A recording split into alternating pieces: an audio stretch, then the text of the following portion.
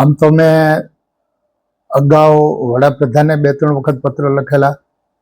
કેન્દ્રના પુરવઠા મંત્રીને પણ લખેલા અને ગુજરાતના મુખ્યમંત્રીને પણ લખેલા.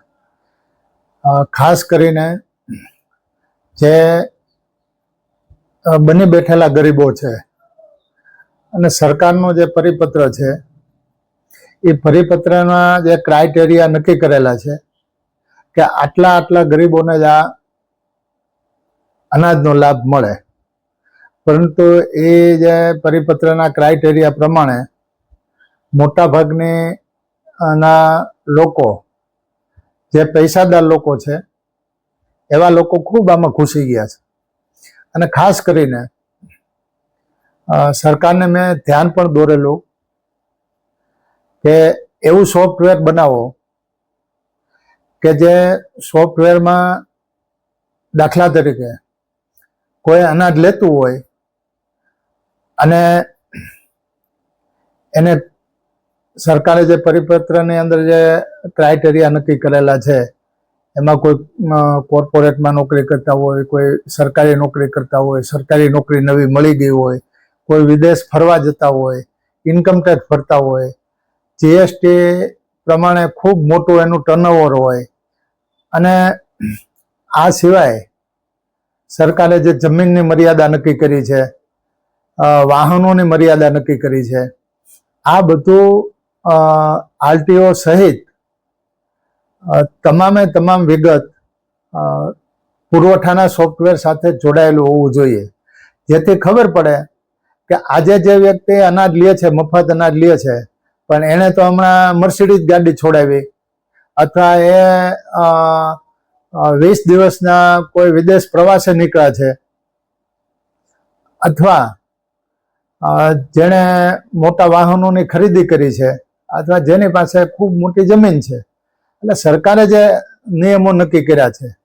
એ નિયમો પ્રમાણે ના ખૂબ ખોટા લોકો ઘૂસી ગયા છે. આ સિવાય જે અનાજ માફિયાઓ છે, આવા લોકો અનાજ પાછું વેચી નાખે છે, અનાજ માફિયાઓ એનો દુરુપયોગ થાય છે. બાકી ટ્રાન્સપોર્ટ અને ગોડાઉનમાં શું ચાલે છે એ તો બધાને ખબર જ છે. એટલે મારી સરકારને એવી વિનંતી હતી કે પોંડિચેરી અને ચંદીગઢ આ બંને રાજ્યોમાં, કેન્દ્ર શાસિત રાજ્યો છે, આ બંને રાજ્યોની અંદર ડાયરેક્ટ લોકોના ખાતાની અંદર પૈસા જમા થાય છે. મારું આની સાથે એવું સૂચન છે કે જે ગરીબ લોકો છે એ ગરીબ લોકોને અત્યારે જે સરકાર દ્વારા જે વસ્તુ આપવામાં આવે છે એમાં વધારો કરવો હોય તો કરી શકાય. પછી ક્યારેક એમાં ગોળ છે, તેલ છે, ખાંડ છે કે બીજું કાંઈ જે વસ્તુ આમાં અત્યારે અપાતી નથી પણ ઉમેરી શકાય. અને જે હકીકતે ગરીબ છે એ કુપોષિત ન રહે અને લાચાર ન રહે એના માટે આમાં ભલે વધારો થતો હોય તો વધારો કરે, પણ ખોટા ગરીબો છે અને જેને પાસે જે ખોટા રેશન કાર્ડ લઈને બેઠા છે એને માટે સરકારે આ સોફ્ટવેરમાં આ કોઈ માણસ ક્યાંયથી છટકી ન શકે એની વ્યવસ્થા થાય. અને સાથે સાથે